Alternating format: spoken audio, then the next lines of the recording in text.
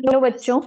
आज का जो टॉपिक हमें शुरू करना है वो है सोप्स एंड डिटर्जेंट्स। बेसिकली इस पर्टिकुलर टॉपिक में हम क्लींजिंग एक्शन ऑफ सोप की बात करेंगे, या फिर ये समझेंगे कि जो मिसल है वो किस तरीके से फॉर्म होता है और किस तरीके से जो डर्ट या ग्रीस के स्टेन्स हमारे क्लोथ्स पे होते हैं उसे हम रिमूव करते हैं। सो बेसिकली कैसे सोप फंक्शन करता है उसका मैकेनिज्म हमें समझना है। तो सबसे पहले ये समझते हैं कि what are the soaps. Soaps जो हैं वो क्या है, उनका केमिकल स्ट्रक्चर किस तरीके से है। तो जो सोप्स हैं they are the water soluble sodium और potassium long chains of carboxylic acid. ठीक है, कार्बोक्सिलिक एसिड हमें पता है कि कार्बोक्सिलिक एसिड ग्रुप होता है COH ग्रुप। आपने क्या करना है, इसे एक लॉन्ग चेन ऑफ कार्बन के साथ ज्वाइन कर देना है। अगर आपने इसे एक लॉन्ग चेन ऑफ कार्बन के साथ ज्वाइन कर दिया और आपने इस हाइड्रोजन का रिप्लेसमेंट करके यहाँ पे सोडियम या पोटेशियम का सॉल्ट इसे बना दिया। फॉर एग्जाम्पल आप इसे अगर बना देंगे RCOO नेगेटिव Na पॉजिटिव ये, या फिर RCOO negative Nk positive, K is potassium. तो अगर लॉन्ग चेन ऑफ एल्काइल आपके पास है, फिर एक कार्बोक्सिलिक ग्रुप है और उसके बाद सोडियम या पोटेशियम का वो एक सॉल्ट है, तो ये जो पर्टिकुलर स्ट्रक्चर है ये आपका सोप का स्ट्रक्चर है। ठीक है, अब ये जो एल्काइल चेन है R ग्रुप है, ये कितने भी नंबर ऑफ कार्बन का काउंट जो है वो हो सकता है। सेकेंड बात क्या है सोप्स के बारे में कि इनके पास क्लींजिंग प्रॉपर्टीज है, मतलब ये साफ करने में मदद करते हैं। सोप्स बेसिक रहते हैं नेचर में। इसके टू एग्जांपल्स मैंने आपके लिए यहाँ पे लिखे हैं। Sodium stearate most commonly used one, जो कि ये आपका फर्स्ट वाला जो फिगर है ये सोडियम स्टेरेट है, दैट इज CH3, फिर उसके बाद CH2, 16 CH2 प्रेजेंट है। तो बेसिकली ये जो लॉन्ग चेन है ये 17 कार्बन की एल्काइल चेन है, सिंगल बॉन्ड्स हैं इसमें, 17 कार्बन की चेन है। फिर आपका COO नेगेटिव ग्रुप है और फिर आपका Na पॉजिटिव, इसका सॉल्ट है, सोडियम का ये सॉल्ट है। तो this particular structure is the sodium stearate structure. ठीक है, एक और एग्जांपल है सोडियम पैल्मिटेट, ये इसका आपका स्ट्रक्चर देख लीजिए, CH3 CH2 13, तो अगर and then again a CH2। तो अगर आप इसके अंदर स्ट्रक्चर देखेंगे तो यहाँ पे आपके पास 15 कार्बन्स हैं, then you have your COO negative group and then you have your Na positive. तो अगर 15 कार्बन की अल्काइल चेन है वो सोडियम पैल्मिटेट है, अगर 17 कार्बन की अल्काइल चेन है तो आपके पास वो सोडियम स्टेरेट है। इन दोनों में से आपको एक एग्जांपल जो है उसको याद कर सकते हैं। ठीक है, तो ये हमने समझ लिया कि सोप का स्ट्रक्चर किस तरीके से है। अब आगे ये समझना है कि ये स्ट्रक्चर होने के बाद अब ये फंक्शन किस तरीके से करता है। ठीक है, इसका क्या मैकेनिज्म है। बेसिकली आपका 5 मार्कर का क्वेश्चन है, CBSE बोर्ड के अंदर ये पूछा जाता है डायरेक्टली कि आप मैकेनिज्म ऑफ सोप समझाइए, क्लींजिंग एक्शन ऑफ सोप समझाइए, या फिर मिसल्स क्या होते हैं और मिसल्स किस तरीके से बनते हैं उसको समझाइए। इन तीनों क्वेश्चंस का आंसर जो है वो सेम है। समझते हैं क्या है इसमें। When soap is dissolved in water, अभी मैंने आपको बताया सोप क्या है, RCOO नेगेटिव Na पॉजिटिव, ये आपका सोप है। When it is dissolved in water, आप अगर इसको वाटर मॉलिक्यूल के अंदर डिसॉल्व करोगे, पानी में जब हम साबुन घोलेंगे, then what happens, the soap molecule it ionizes। Ionize मतलब वो ब्रेक डाउन हो जाता है, आयंस में टूट जाता है। अब इसके क्या क्या आयंस हैं, RCOO नेगेटिव एक आयन है और एक Na पॉजिटिव आयन है, तो पॉजिटिव और नेगेटिव पार्ट सेपरेट आउट हो जाएगा and you will get long chain of carboxylate ion, that is RCOO negative, एक लॉन्ग चेन है कार्बोक्सिलेट आयन की, and you will get your sodium और potassium cation. अब हमने यहाँ पे सोडियम का सॉल्ट लिया है तो Na पॉजिटिव निकलेगा, आप पोटेशियम का सॉल्ट लेंगे तो K पॉजिटिव निकलेगा। तो बेसिकली जब आपका सोप वाटर के अंदर मिक्स किया जाता है वो आपका carboxylate ion and sodium ion के अंदर जो है वो ब्रेक डाउन हो जाता है। अब देखिए ये जो कार्बोक्सिलेट आयन है इसको आप किस तरीके से बना सकते हैं, इसे हम इस तरीके से बना सकते हैं, आप एक लॉन्ग चेन ऑफ कार्बन बनाइए और उसके बाद एक इसका ये हेड बना दीजिए। तो ये हो गया आपका पोलर हेड, ये हो गया पोलर हेड, और ये वाला जो पार्ट है ये है आपकी एल्काइल चेन। ठीक है, अब ये जो एल्काइल चेन और जो पोलर हेड है, क्यों इसे पोलर हेड बोल रहे हैं, क्योंकि इसके ऊपर COO नेगेटिव, एक नेगेटिव चार्ज है, इसके ऊपर एक पोल जनरेटेड है, दैट इज वाई इसको पोलर हेड बोला जा रहा है। एल्काइल चेन आपका ये R ग्रुप है, जो कि एक लॉन्ग कार्बन की चेन है। अगर आपने सोडियम स्टरेट लिया, इसके अंदर 17 कार्बन है, अगर आपने कोई और लिया है तो आपका कार्बन का काउंट चेंज हो जाएगा basically. So long chain of alkyl को आप या तो R लिखिए, या इस तरीके से आप एक लॉन्ग कार्बन चेन जो है वो बना सकते हैं। फाइन। अब देखिए ये क्या करता है, जब आप when the soap is dissolved in water, अब अगर आपने सोप को वाटर के अंदर डिसॉल्व कर दिया, हमें पता है वो आयोनाइज हो गया, to give long chain and form the unique orientation. अब ये एक बहुत यूनिक तरीके की एक ओरिएंटेशन बनाता है, जिसके अंदर जितने भी एल्काइल ग्रुप्स हैं वो अंदर की तरफ को एक क्लस्टर बना लेते हैं, कुछ इस तरीके से। देखिए ये सारे क्लस्टर्स एक साथ क्रिएट हो जाते हैं, अंदर की तरफ में एल्काइल ग्रुप रहता है और बाहर आपका पोलर हेड जो है वो जनरेट हो जाता है। ठीक है, ये एक तरीके का एक फॉर्मेशन हो गया, एक स्ट्रक्चर का फॉर्मेशन हो गया, जिसमें अंदर की तरफ एल्काइल ओरिएंटेशन है, इसे हम इंटीरियर क्लस्टर बोलेंगे, और जो आपका ये पोलर हेड था ये बाहर की तरफ हो जाएगा, जिसे हम एक्सटीरियर क्लस्टर बोलेंगे। So basically formation of such type of molecule when soap is dissolved in water, this particular structure is called as micelle, इसे मिसल कहते हैं। ठीक है, अब ये बताती हूं कि ये ऐसी ओरिएंटेशन क्यों बनी। जो आपका ये पोलर हेड था, इसके अंदर चार्ज था COO नेगेटिव, ठीक है, बाहर आपका वाटर प्रेजेंट है, वाटर में H positive and OH negative ions होते हैं, तो बाहर चार्जेस होने की वजह से जो ये पोलर पार्ट था ये इस H पॉजिटिव की तरफ अट्रैक्ट हुआ और ये बाहर की तरफ को अलाइन हो गया। जो ये R चेन है, इस पे कोई भी चार्ज नहीं है, तो ये वाटर की तरफ नहीं जाना चाहेगी। तो यहाँ पे आप एक बात समझिए कि आपका ये जो पोलर हेड होता है ये पानी की तरफ जाना चाहता है, वाटर की तरफ रहना चाहता है, इसीलिए इसे कहते हैं हाइड्रोफिलिक पार्ट। फिलिक वर्ड का मतलब होता है loving, because it is water loving, it is going towards water, that is why it is called as hydrophilic part। जो अंदर ये एल्काइल चेन है ये होती है हाइड्रोफोबिक। हाइड्रोफोबिक, फोबिक वर्ड का मतलब होता है, या फोबिया वर्ड का मतलब होता है फियर। तो ये पानी से फियर करती है, ये वाटर लविंग नहीं है, इसलिए ये इंटरनल क्लस्टर क्रिएट करती है। जो आपका COO नेगेटिव वाला पार्ट है वो एक एक्सटीरियर क्लस्टर क्रिएट करता है, because it is hydrophilic in nature है। ठीक है, तो ये इसका मिसल फॉर्मेशन हो गया। अब देखिए अब ये डर्ट कैसे रिमूव करेगा। When the soap is added to the wet clothes, the tail are pegged into oily or greasy stains।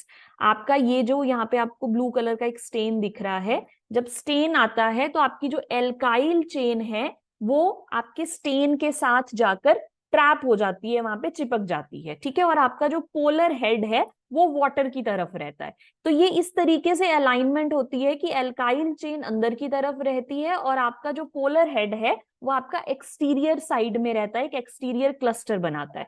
इस तरीके से ये एक क्लस्टर बना देगा, और जब ये एक क्लस्टर क्रिएट कर देगा, यहाँ पे आपका ये मिसल फॉर्मेशन हो गया। ठीक है, so the head part is hydrophilic as I told you, so it around the stain, thus making it water soluble. और जो वो पोलर हेड है जो वाटर लविंग है वो आपका पानी के अंदर सॉल्युबल है, वाटर के अंदर घुल जाता है। ठीक है, अब जब हम मैकेनिकल एजिटेशन प्रोवाइड करते हैं, मतलब आप जब कपड़े को रगड़ते हैं, रब करते हैं, उस कंडीशन को मैकेनिकल एजिटेशन बोलते हैं। तो अब क्या होता है, आपके जो ये जो स्टेन था ये डिस्क्लॉग होता है, और ये एक तरीके का इमल्शन क्रिएट कर लेता है वाटर के साथ। ठीक है, तो इमल्शन जब वाटर के साथ ये क्रिएट कर लेता है, तो जब हम इसे पानी के साथ रिंस करते हैं तो वो इमल्शन की फॉर्म में ये वाटर के अंदर चला जाता है और ये कपड़े को छोड़ देता है। तो इस तरीके से क्लींजिंग हो जाती है आपके कपड़े की, आपका डर्ट ग्रीस जो भी उसके ऊपर लगा है वो उससे हट जाता है। तो इमल्शन अगर नहीं बनता तो आपका ये प्रोसेस नहीं हो पाता। तो सबसे पहले तो मिसल बनेगी, अलाइनमेंट होगा आपका हाइड्रोफोबिक हाइड्रोफिलिक पार्ट का, मिसल बनेगा, मिसल बनने के बाद वो जो एक स्ट्रक्चर क्रिएट हुआ वो पानी के साथ घुल जाएगा और इमल्शन क्रिएट करेगा। इमल्शन जब आपका पानी के अंदर चला गया, अब आप जब उसे पानी से धोएंगे तो वो पानी के साथ रिमूव ऑफ हो जाएगा और आपके जो कपड़े हैं वो साफ हो जाएंगे। सो this was the cleansing action of soap. इसका डायग्राम बहुत इंपॉर्टेंट है। देखिए क्या हुआ, अलाइनमेंट हुई, ऊपर आपका हेड पोर्शन था और इसने एक मिसल बना दिया। So this first diagram is a micelle formation. फिर इसने क्या किया, डर्ट पार्टिकल्स के अराउंड ये इस तरीके से अलाइन हो गया। अब जब आप इसको एजिटेट करेंगे तो ये आपका इमल्शन बना देगा पानी के साथ, और ये पानी के साथ जब आप इसे रिंस करेंगे ये आपके कपड़े को छोड़ देगा और बाहर आ जाएगा कपड़े से। ठीक है, so this was the cleansing action of soap, a 5 marker question, you have to draw the diagram along with it. अब इसके बाद जो नेक्स्ट है, यहाँ पे आप ये समझिए कि आपका सोप किस तरीके से फंक्शन कर रहा है। सबसे पहले हमें ये समझना है कि आपका जो वाटर है वो 2 टाइप्स का हो सकता है, सॉफ्ट वाटर और हार्ड वाटर। सॉफ्ट वाटर कैसा वाटर होता है, वाटर दैट फॉर्म्स लेदर, ऐसा पानी जो साबुन के साथ झाग बनाए। लेदर इज बेसिकली झाग, फोम भी आप इसे बोल सकते हैं, फ्रॉथ बोल सकते हैं। तो जब आपका पानी साबुन के साथ, सोप के साथ झाग बनाता है, that particular kind of water is a soft water, fine. But hard water कैसा वाटर होता है, hard water is a type of water when you will not get the leather, आपकी झाग नहीं बनेगी जब आप उसे पानी के साथ मिक्स करेंगे। तो अगर आपने साबुन को पानी में डाला और आपको झाग नहीं मिल रही, इस तरीके से एक सेकंड जैसा ये कोनिकल फ्लास्क के अंदर आप देख पा रहे हैं व्हाइट व्हाइट कलर का पीपीटी आपको दिख रहा है, तो ये जो पीपीटी फॉर्मेशन है इसका मतलब है झाग नहीं बनी, लेदर फॉर्म नहीं हुआ। So such type of water is the hard water. तो इसका ये मतलब हो गया कि सोप जो है वो हार्ड वाटर में काम नहीं कर सकते। ठीक है, तो अगर अब सोप हार्ड वाटर में काम नहीं कर सकते तो हम पहले ये समझते हैं कि हार्ड वाटर क्या है, उसमें ऐसी क्या चीज प्रेजेंट है कि उसके साथ झाग नहीं बन रहा, और हम ऐसा क्या कर सकते हैं कि हम उसकी हार्डनेस को रिमूव कर पाए। ठीक है, तो सबसे पहली बात, हार्डनेस क्यों है पानी में। Hardness of the water is due to calcium and magnesium cations that are present in the water.